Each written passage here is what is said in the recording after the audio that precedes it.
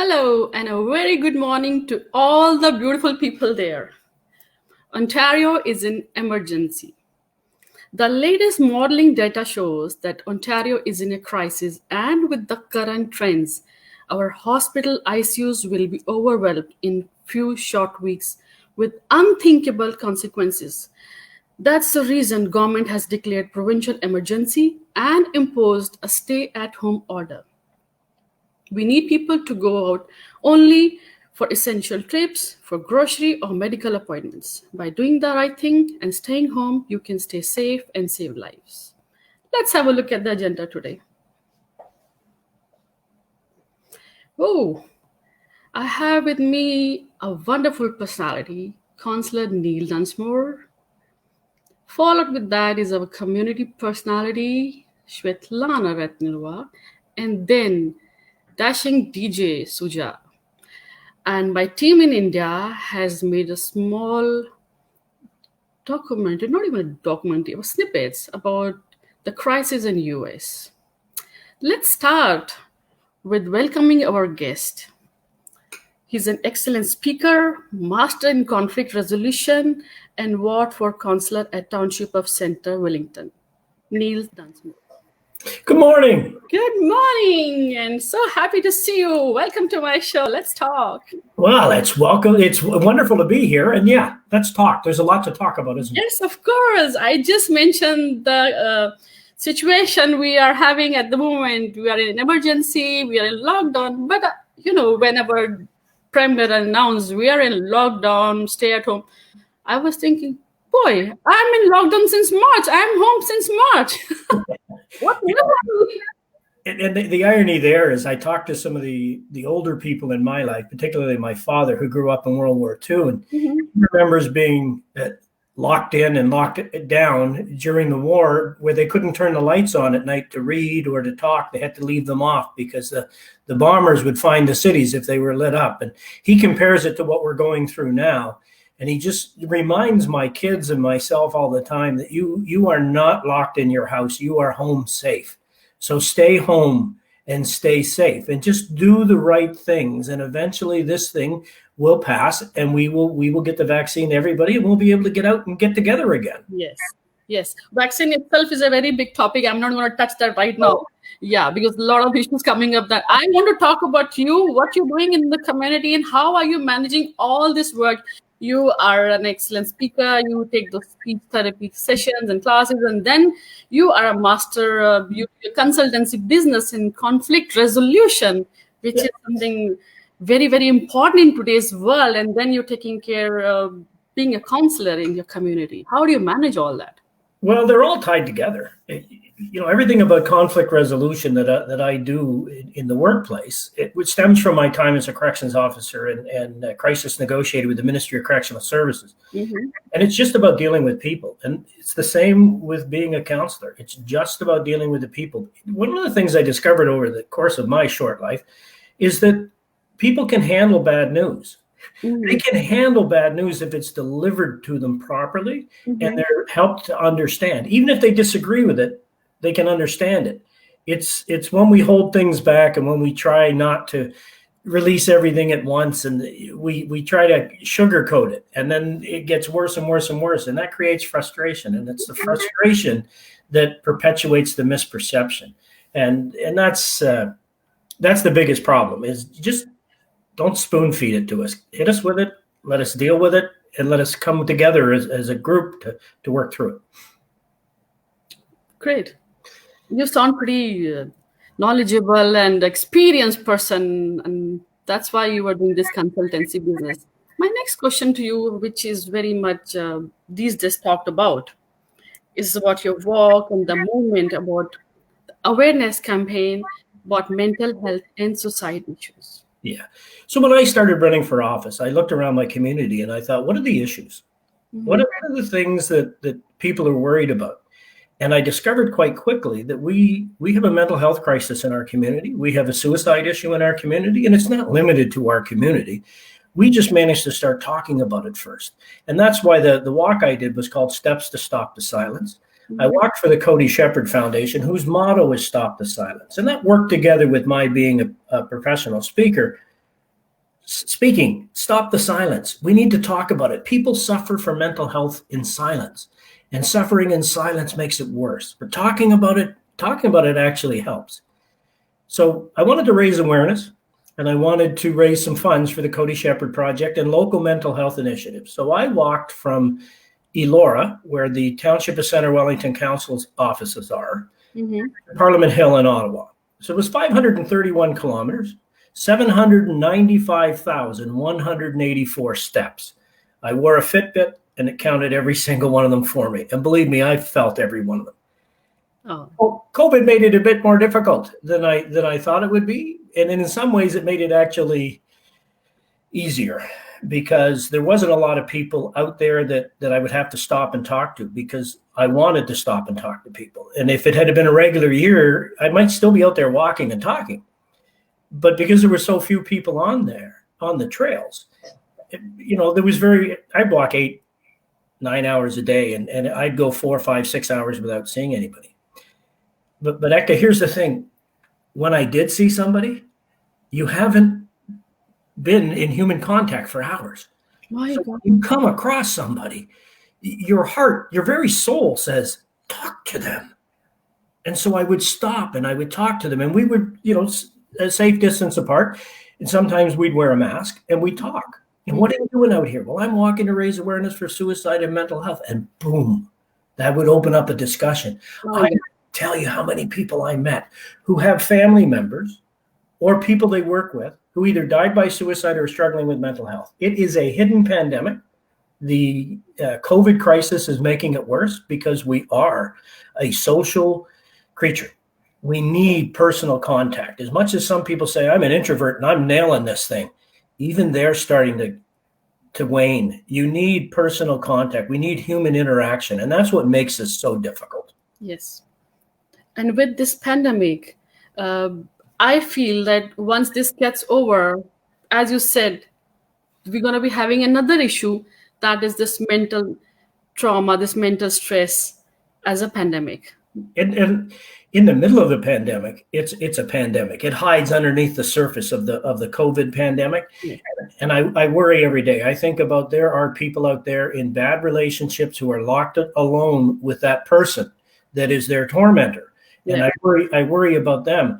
I worry about people who are missing their families so bad they're into a state of depression. Here's the thing. There are outlets. There are tools that we can use when we're out there. I was alone for 22 days walking in the wilderness, with the exception of my son, who dropped me off in the morning and picked me up at night. Oh, that's so sweet of him. And the only contact I had were the people that I would occasionally bump into. And there were times I did this walk. My right knee is titanium. I had it replaced 5 years ago. My left knee is bone on bone. It was painful. It was excruciating. And there were hundreds of times out there where I thought, that's it. It's time to call my son to come get me, and this thing is over. And the strangest things would happen. My cell phone would ring, or it would ping, and somebody would be text messaging me, Neil, you're such an inspiration. Keep going. Or a friend would call and just talk. That's the key. They would call and talk. They couldn't fix my knee. They couldn't fix me, but they talked to me. And as they talked, I walked. And we talked and walked together. Even though we weren't connected, we were physically isolated, but we were not psychologically separated. You can use the phone, Zoom, the technology you and I are using today, yes, to communicate. It's not the number one thing, but it is the best that we have right now. At the moment, yes. And so reach out to your family members, talk to them. You have no idea what people are going through alone.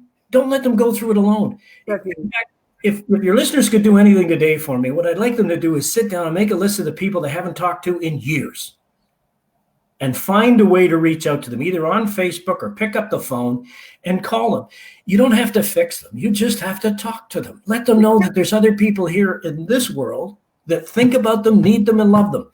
And boom, you'll be amazed at how much you can change their mood.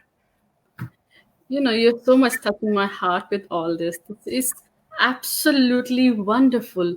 Not a lot of people can do the way you are doing for the society, the community around you.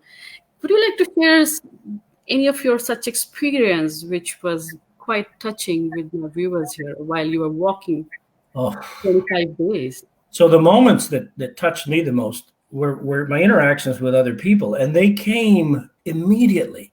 The first day, September 5th, when I left the council chambers, there were 60 people. There might have been more. A friend of mine counted. She said between 60 and 75 people, but they were all gathered around to see me off. And that was touching enough because I thought I'd be out there alone. But there were people in that crowd who took me aside to talk to me, to tell me what they were going through and the stuff that they were having to deal with.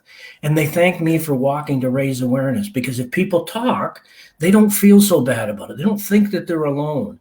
And those moments, Ekta, came daily. I would bump into people who would share stories with me and tell me the absolute turmoil that they were in. And just having somebody to talk and have somebody who's, the walk was called Steps to Stop the Silence. And it's all about generating a conversation, about having people talk about mental health. Because reaching out is difficult for people. And you would think, well, if you feel bad, just pick up the phone and reach out. But the problem is there's a stigma around it. Yes. And the stigma says, oh, if I have a mental health issue, I'm less than normal. I'm less than human. I'm broken. I was just coming to this only, that there's a stigma. I remember very well, maybe around less than a decade, I would say.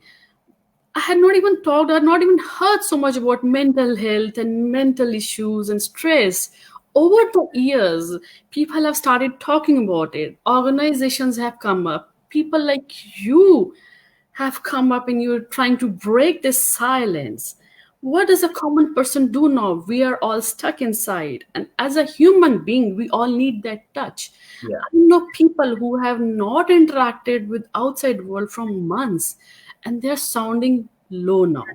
Yeah, they are. And so we have to resort to the second best techniques. But if you're in the dumps, if you think you just can't pick yourself up anymore, Google in your local area. Here in Center Wellington, there's a 1-800 number. It's here 24/7, and there are counselors available 24 hours a day, 7 days a week. You can pick them up and pick up the phone and just talk to them. They're here for you. It doesn't matter if it's 3 o'clock in the morning and you can't sleep. Pick up the phone and call them. So there's a crisis line across the Sorry, is it 24/7? Yeah, here 24/7. Okay, that's great. And they're here 24 hours a day, 7 days a week. Now, that's in Wellington County.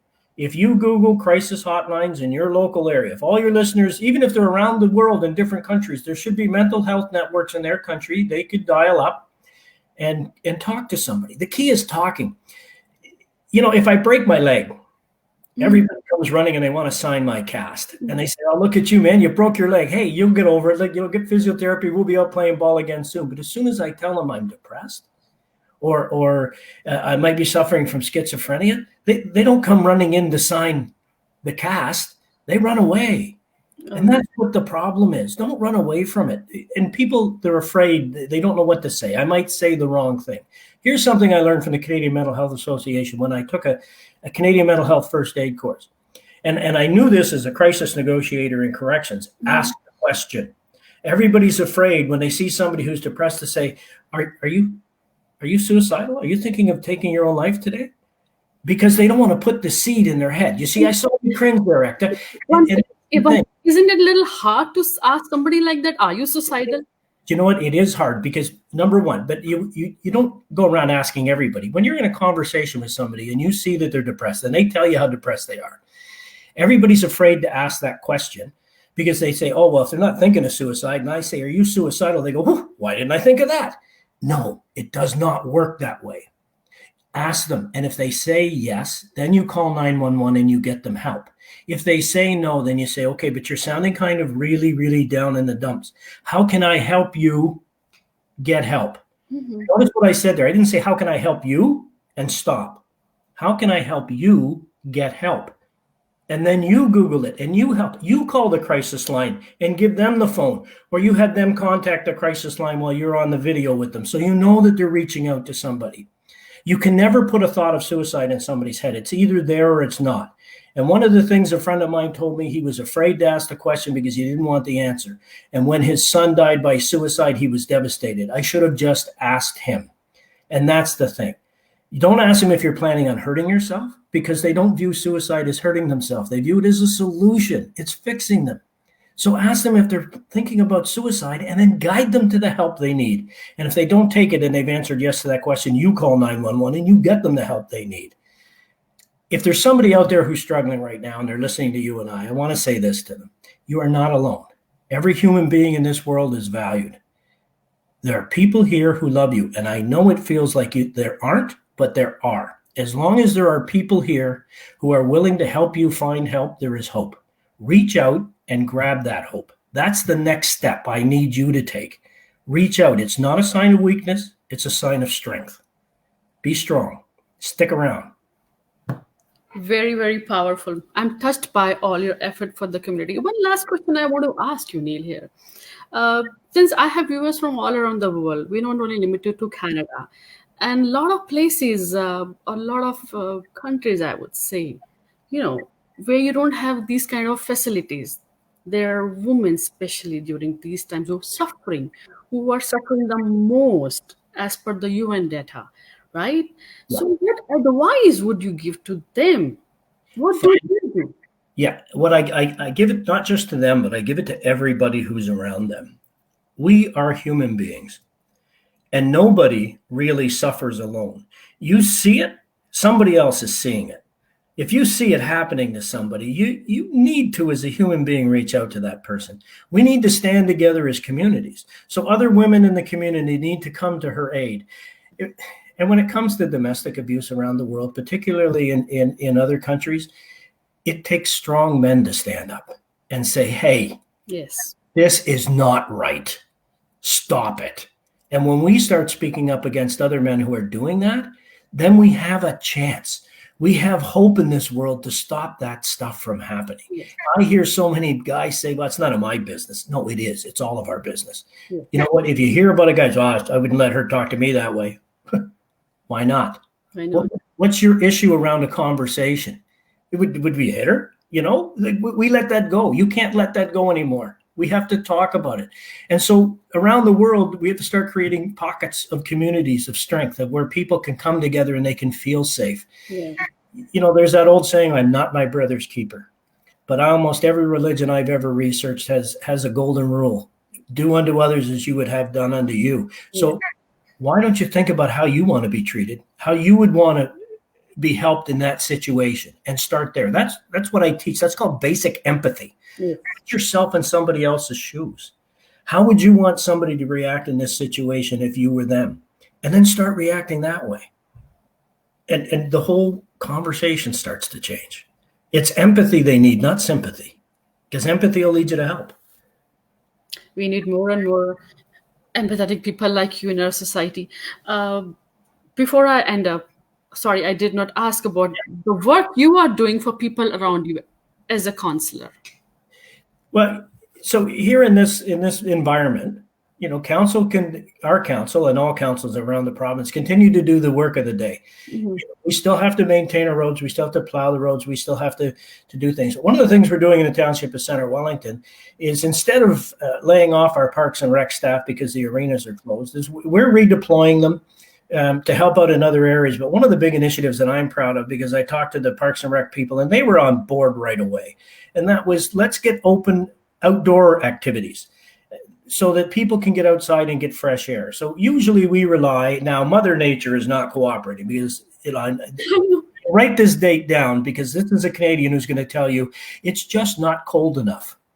We can't get outdoor rinks to sustain we need minus 10 degree weather for a good couple of weeks to get a good base of ice down. We get this freezing rain and thaw and freeze and thaw, and it ruins the outdoor rinks. But we've redeployed our staff. Instead of relying on volunteers, our Parks and Rec staff are going to create those rinks with the volunteers this year, so we can get as many out there as we can, so people can get outside and skate, so they can go outside and go snowshoeing. They're keeping the trails open.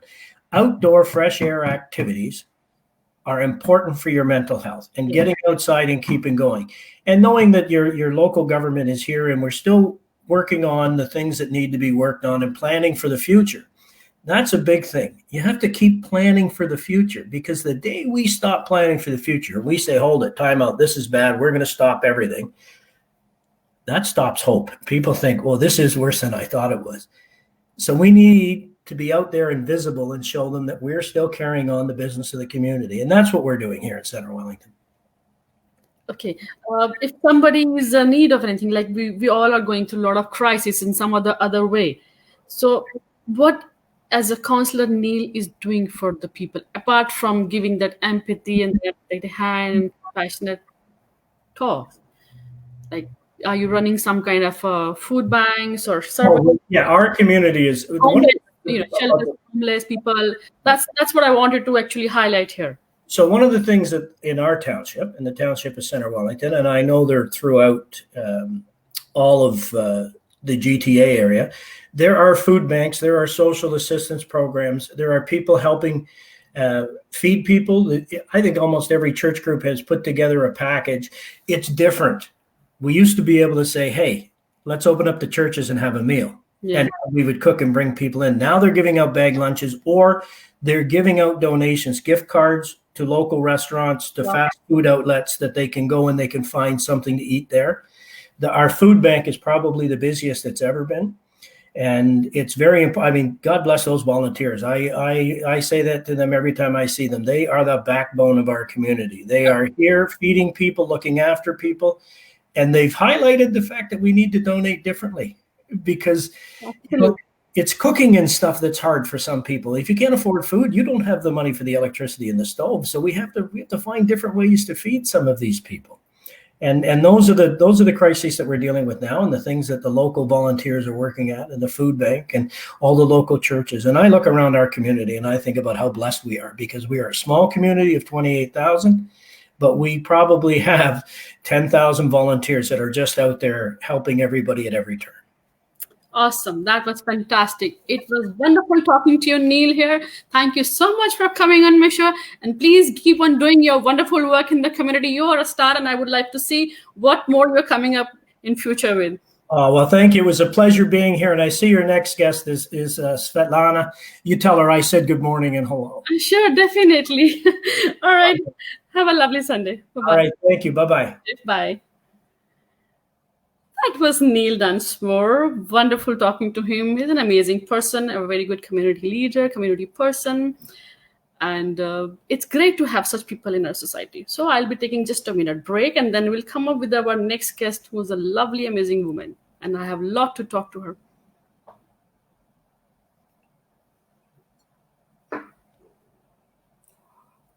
As winter approaches, we'll be spending more time indoors. This will increase the risk of coronavirus spreading.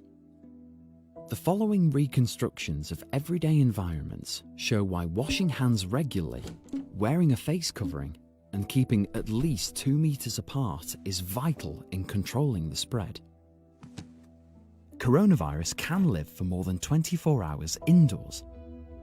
You could pick up or pass on the virus by touching a contaminated surface.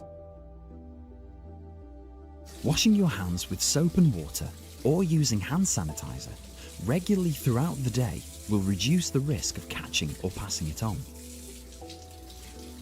Coronavirus can be found in tiny droplets coming out of your nose and mouth. Wearing a face covering over your nose and mouth reduces the spread of droplets carrying the virus. This means if you have it, you're less likely to pass it on to others. Larger droplets can land on other people or on surfaces they touch. Spreading the virus through droplets is most likely to happen when you are less than 2 meters apart.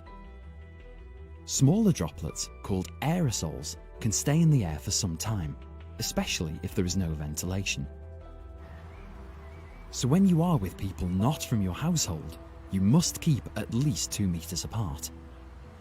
The risk of spreading the virus through smaller droplets is much less outdoors, where there is more ventilation. Wash your hands, cover your face, make space. These are the 3 most effective ways we can all control the spread of the virus. Remember, if you have any coronavirus symptoms, high temperature, a new continuous cough, or a loss or change in your sense of taste or smell, get a free test by calling 119 or visiting nhs.uk. Together, we will control the virus and stop the spread. Don't forget, hands, face, space. Hello and welcome to my show. Let's talk. One woman can make a difference, but together we can rock the world. Yes, that's something which my friend, lovely Swetlana says. Can I have Swetlana in my guest, please? Hello, good morning. Good morning, Ekta. How are you doing this morning? I'm doing absolutely spectacular. What about you? How's Ekta doing? I'm delighted to see you, lady. I'm so happy to see you. Welcome to my show. Thank you for having me. Okay, so you say one woman can make a difference, but together we can rock the world. You're already rocking the world with your gang of women. So what's there? What's there in rocking the world? There are a lot of challenges people face, the humanity face, and only together the power of collective can solve big challenges that exist today in the world. We're facing hunger, malnutrition. We're facing, even in Canada, we're facing juvenile diabetes, mental health. We have domestic violence. We have so many things to fix. It's an opportunity for us to come together and to build something meaningful. Because solving problems is always, in my opinion, in a business side of things. That's where you become passionate about the specific area you want to focus on, and you roll your sleeves and you go to work. Okay, go forward. Let's have a look at the video, my production. Oh no, we have it for you.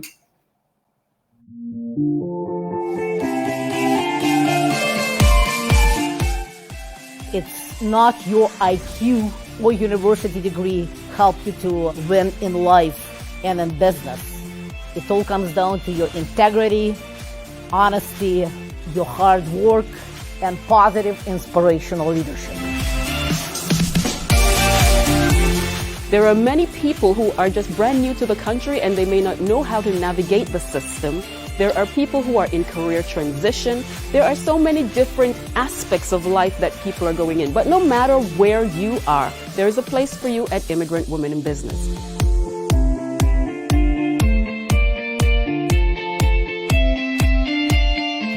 Immigrant Women in Business, IWB, Association Social Enterprise, born 3 years ago on March 8th, on International Women's Day.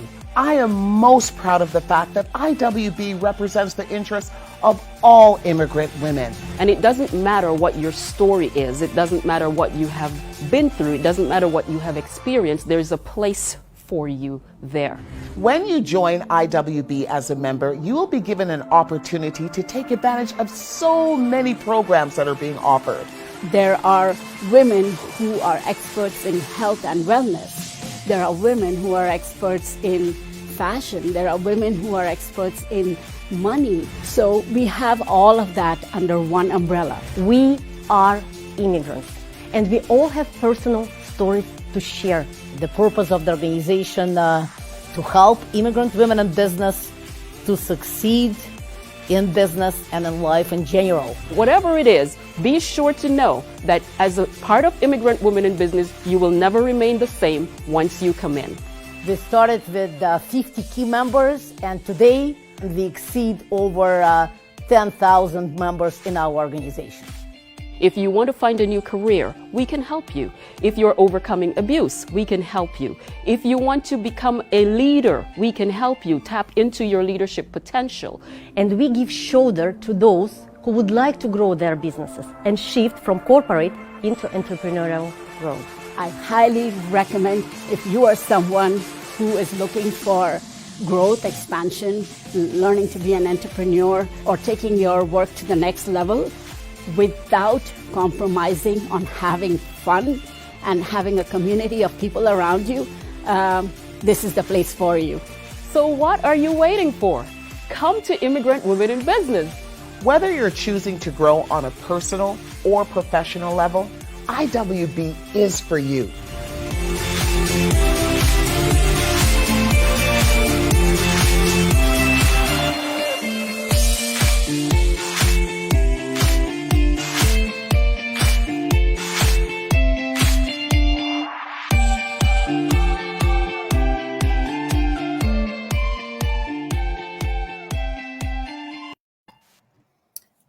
right. So that's what Swetlana and her team of IWP. What's this IWP?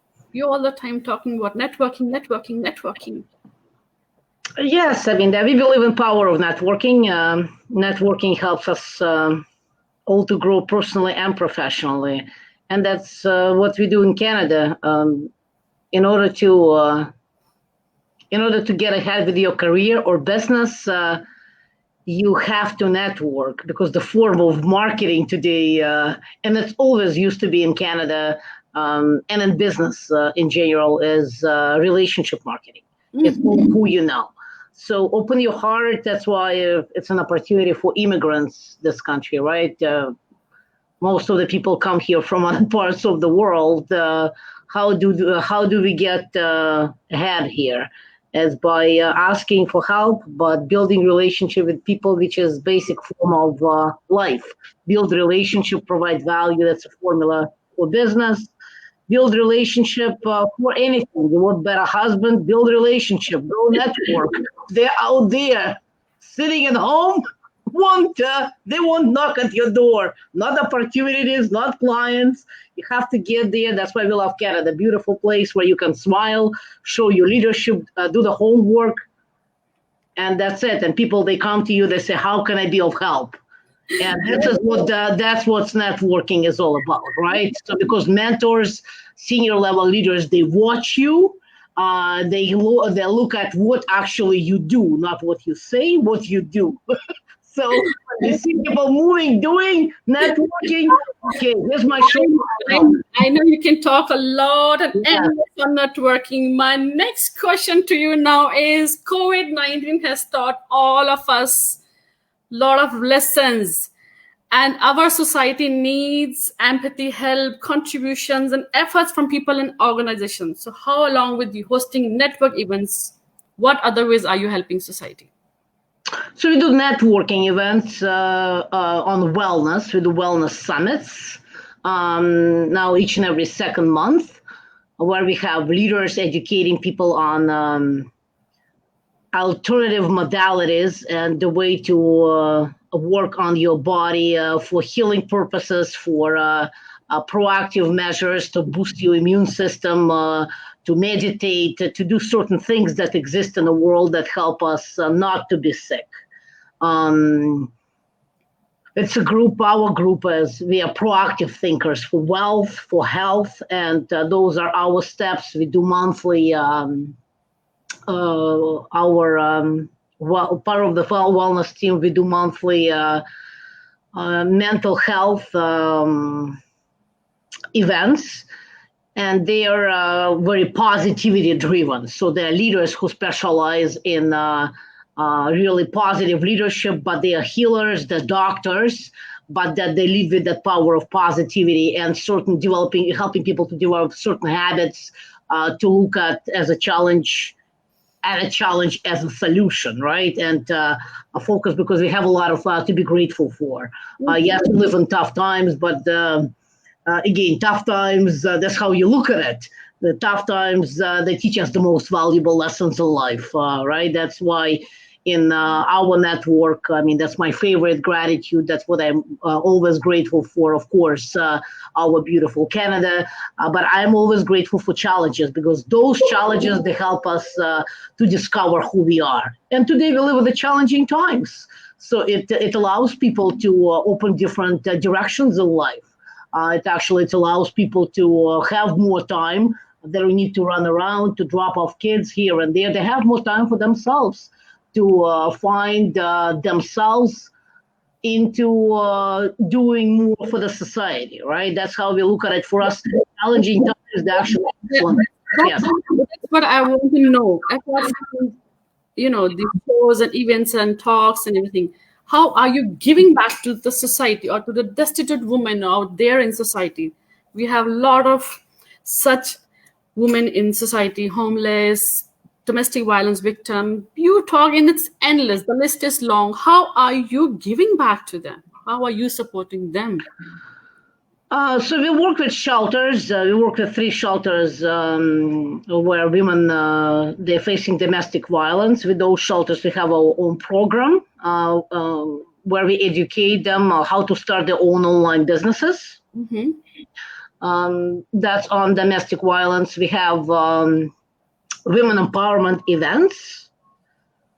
Those women empowerment events are led by a dozen of very strong leaders, and half of them, I would say, a good half of them, they went through domestic violence. So they're a great example for the community. That the power of example, power of storytelling, it gives people hope and then inspiration moving forward. I mean, those kind of activities that we do on domestic violence side of things. And on the hunger part of our membership, we feed indigenous people through unique business model that was created by my parent company. Okay. That cater to millennials, and that's why we fall into social enterprise. Mm-hmm. Part of our membership, we feed indigenous people with the high nutrient-based food. Again, it's done through unique business model that we've created, actually, my husband and I, with our parent company, to give millennial transparency in the giving model. And as a leader, I know that we always need to find a way to create innovative solutions that cater to today's needs. And millennials, they're different today, the way they make decisions on purchasing and including giving activities and where would they allocate their money to help, to give. So that's how we participate more kind of on a business innovation, innovative, creative way in a giving space. Very well. Okay. You say you're bringing people and communities together. How do you deal with so many communities? Each person has unique features, qualities, so has each community. How do you deal with so many of them? That's what makes it fun. Initially, when I was making decision to open this organization, the whole actually it's very simple act. It always comes from the heart. We have to. I mean, we are not diverse in because we can come to this country and speak 200 languages. We're diverse in this country. We need to work together. It's not an option anymore. Challenges like Black Lives Matter and a lot of other challenges that exist today, even in our beautiful Canada. I mean, it shouldn't. If we all work together, if our cards will be closer to each other, then you'll see that whatever you black, white, Arab, it doesn't really matter, right? But you need to touch. You need to be engaged. You need to do something with those people. So that's why I'm an immigrant. I came to this country like anybody, like any other immigrants. And I didn't really see, I became Canadian right away because I ingrained myself in a society. I start speaking English. I live downtown Toronto. I moved from the Russian Wheel to downtown Toronto. That's how I became Canadian. That's how I excelled, right? So when it was 20 years later, when it was the time to open a nonprofit and do something impact related, it was, first of all, it's a form of marketing. You have to, global economy, but you have to, as a society, to be together with other people. There's many different layers why you have to do that, but you have to. I mean, you learn more, it's more fun, and it's today we sell online. So online distribution, global distribution, it'll open opportunity for you to tap into multicultural sales channels, not only here, but in other countries around the world. Yeah, I can see my friend Shireen commenting below. She just loves them. Thank you, Shireen, for this. This very much shows how much well connected you are with women there in the community. They're beautiful. They inspire me every day. I mean, that's the power of togetherness. We help each other.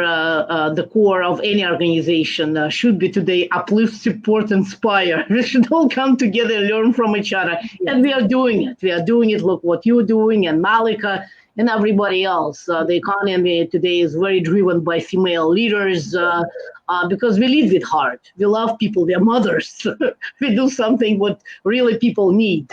And beautiful Canada allows us to step up and supports us in that journey, giving us directions, opportunity to open organizations like Immigrant Women in Business. We work with the government. They sponsor our facilities all over the city. We have 5 different chapters. It's togetherness, again, on the different aspects that would be the strength of the solution for a lot of challenges that exist today, including COVID. You're right. Together, we can do this. Together, if you will, we can definitely support each of us. You're absolutely right there. One last question. In your opinion, what are the keys to success? Say it again, Ekta? What are the keys to success? Oh, keys to success. My favorite of few. I'll give you 3. Surround yourself with positive people only. There's no time for negativity. Big goals, and never give up on your journey. Put that hat on anything that you want to accomplish. You have to work hard.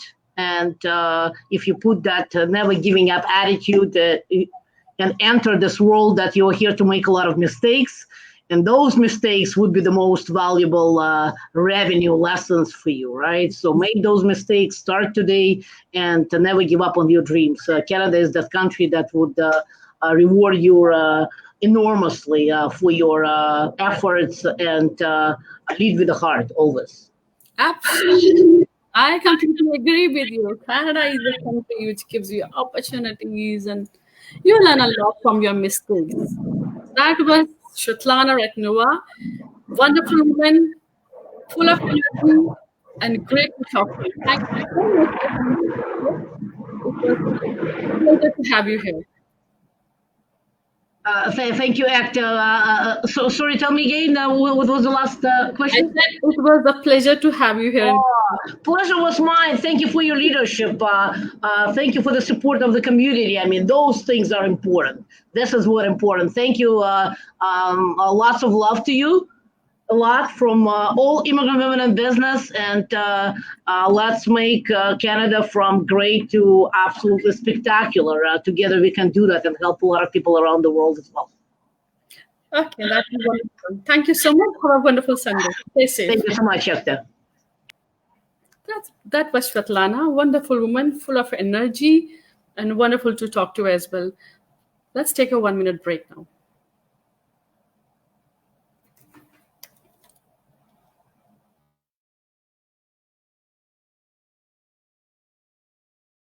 How do you connect with over 60,000 community and social services across Ontario? It's simple. Call 211. Meet John and his family. They're new to the community, but they need help. Are they making the right call? For life-threatening emergencies, of course, John would call 911. From anywhere in Ontario, call 211 when you don't know where to turn. For things like home care support, mental health, employment services, community programs, housing and income supports, and so much more. 211. Finding help is easy when you make the right call.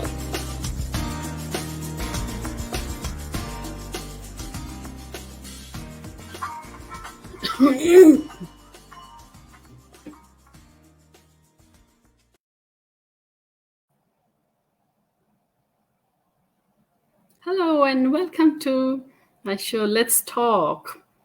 Music is an art form, a cultural activity whose medium is sound. In many cultures, music is an important part of people's way of life. Music is composed, performed for many purposes, be it pleasure, religious, ceremonial purposes, and as well as entertainment. If you're planning a wedding or a big event, you may be considering hiring a professional DJ to help with entertainment. However, before taking that step, you may be wondering what exactly a DJ does and what he or she can offer to your event. A good DJ fulfills a role that's more complicated than simply queuing up music. So today I have with me DJ Shuja. Let's welcome. Good morning, DJ Shuja. How are you doing this morning? Rise and shine. Good morning, Ekta. I'm very well. How about yourself? I'm good. Thank you so much for coming up. It's a pleasure to have you on my show. Thank you for having me. It's been a pleasure as well. Okay, let's see if my team has something to play here.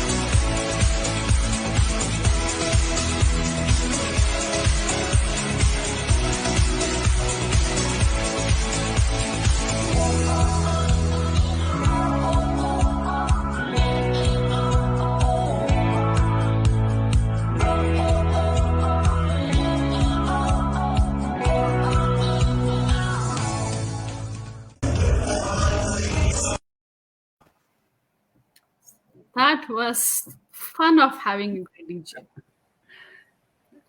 You have been DJing all over North America from more than 2 decades. You've been all around North America, like Mexico, Caribbean, US, Canada.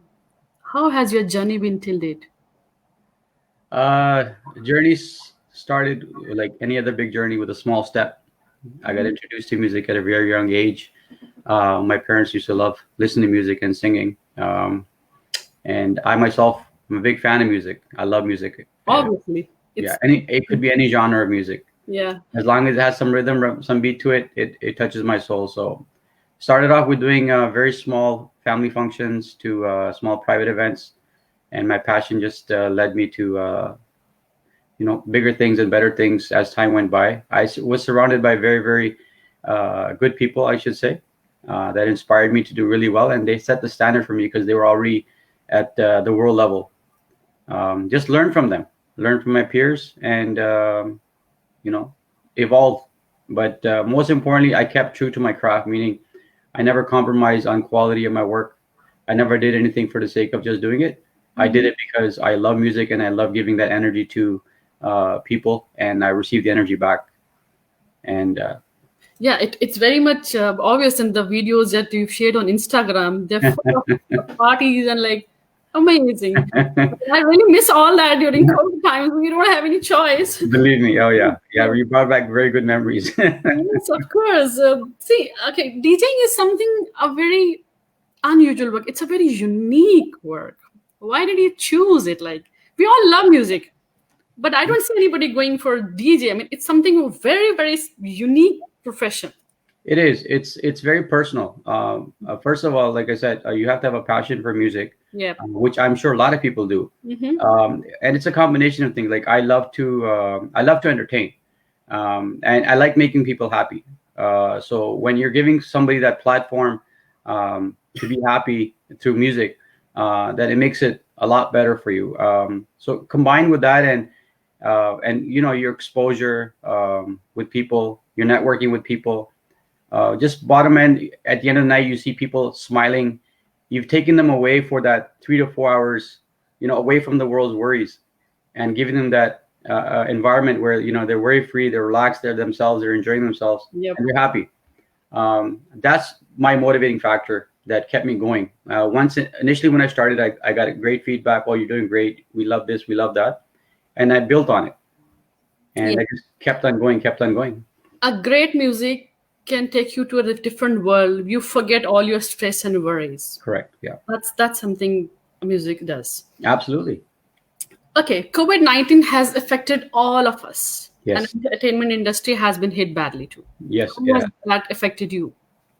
Well, it has affected me, of course, financially, because there is a lack of work globally. Our events consisted of weddings, birthdays, anniversaries, loris, Diwali parties, anything to do with.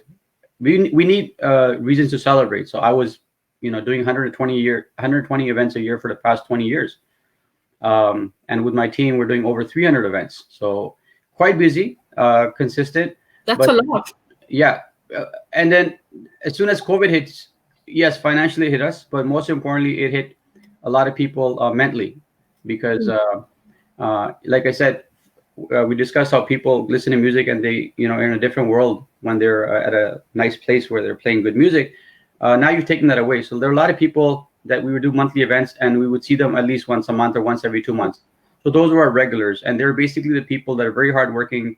6-7 days a week they're working, and they want that outlet. So they come out and enjoy themselves. So now that outlet's taken away from you as well. So in a nutshell, COVID affected a lot of people mentally in a very negative way. It affected us financially, mentally to a point, but most importantly, we knew what we can offer our clients, which is that energy. And we tried our best to build on that.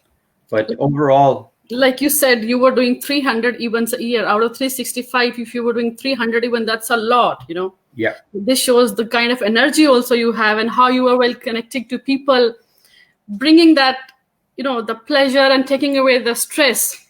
Correct. Itself is a very big, kind of a social work that you do for the society. Forget the commercial aspect. Correct. Yeah. So how do you do that? Like, did you take some proper training or sessions or classes? How did you learn doing all that? Like I said, my first thing was passion in music. Secondly, I'm self-taught. I didn't have an academy at my age when we started DJing. There was no DJ schools. Right now, there's a lot of places that offer DJ school training. But I was self-taught. I learned the hard way. We used to have turntables with vinyl records, if you recall, the big discs. Playing on those, and basically I was surrounded by very, very good DJs, or like world-renowned DJs that I looked up to. So I watched them and I saw them and I worked on my skill set. It's a craft. You have to work on a day-to-day basis, and touch with, you guys see the results. They are where we are today. But most importantly, we learn as we go by, because technology changes on a day-to-day basis. We went from turntables to CD players to now controllers. Yes. So it's an evolve. You evolve over a period of time, and that's how I did it. Just learning and just staying true to it. But I had a passion. I didn't want to give up on it. So you know what? I love doing this. I'd wake up 3 a.m. and I'd be downstairs in my basement DJing. Like, what the hell are you doing? Oh my God. Right. That's a wonderful thing that you do. You learned a hard way. It very much shows the way you play with the music and the tempo, and you change the environment in seconds in any hall or party. So it very much shows that you have learned a very hard when you worked really hard to come this way. Yeah, absolutely. Absolutely. Yeah. Any message for the youth? Because you're one who's very much connected to the youth because of the work you do.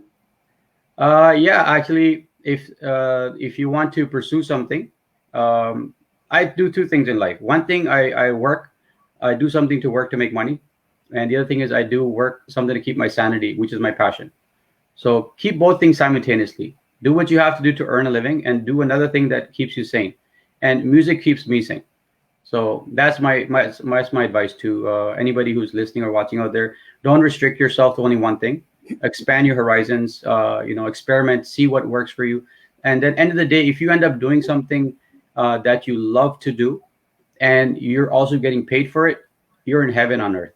I swear, absolutely. Nothing better than that. Nothing better than. Totally agree with you. It was a pleasure talking to you, DJ Shuja. Thank you. I could talk more and we could hear a lot of your music, but then we have a time limit for everything.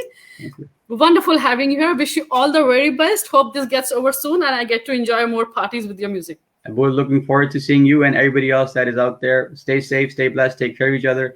And like I said, music makes the world go round. So let's keep it going. Thank you so much. Have a wonderful day. Okay. That was DJ Shuja. Wonderful man, wonderful person, and a wonderful DJ. His music, oh my God, is a lifeline of a party. All right, so I have a video which I didn't play for our Councilor Neil. I would request if Rahul, you can play that.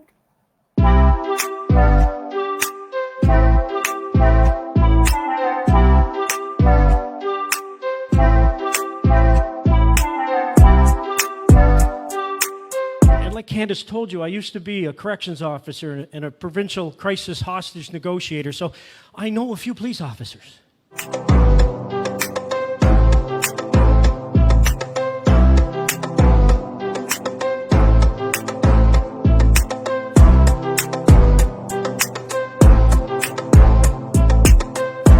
So they cut off my knee joint and they put metal knees in and screwed them all together, and it's a long, painful process to recuperate from that. But when you work for small business, taking the time off is not there. So I forced myself back to work way.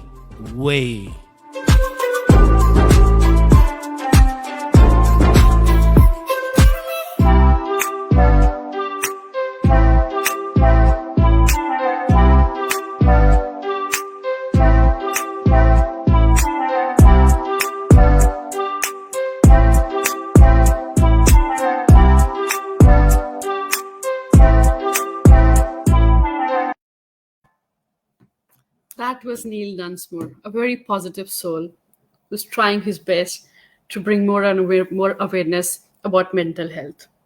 All right, so I have a small clipping or a combination of the screenshots collected together reflecting the crisis in the US. Can I have that on screen, please?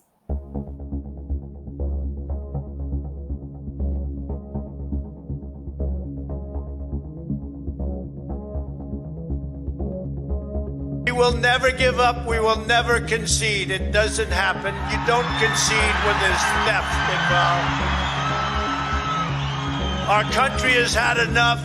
We will not take it anymore. And that's what this is all about. And to use a favorite term that all of you people really came up with, we will stop the steal. Stop the steal! Stop the steal! Stop the steal! I'll cross that later.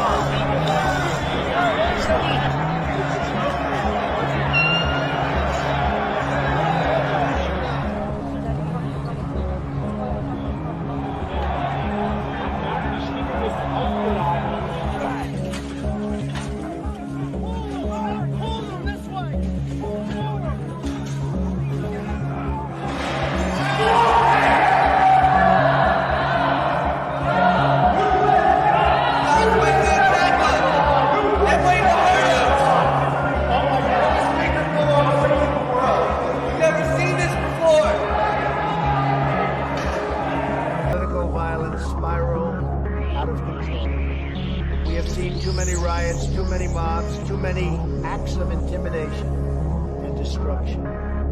It must stop. Whether you are on the right or on the left, a Democrat or a Republican, there is never a justification for violence. No excuses. I also want to say a few words about the unprecedented assault on free speech we have seen in recent days. These are tense and difficult times. The efforts to censor, cancel, and blacklist our fellow citizens are wrong, and they are dangerous. What is needed now is for us to listen to one another, not to silence one another. All of us can choose by our actions to rise above the rancor. That was all for the day. Stay safe, everyone. Bye-bye.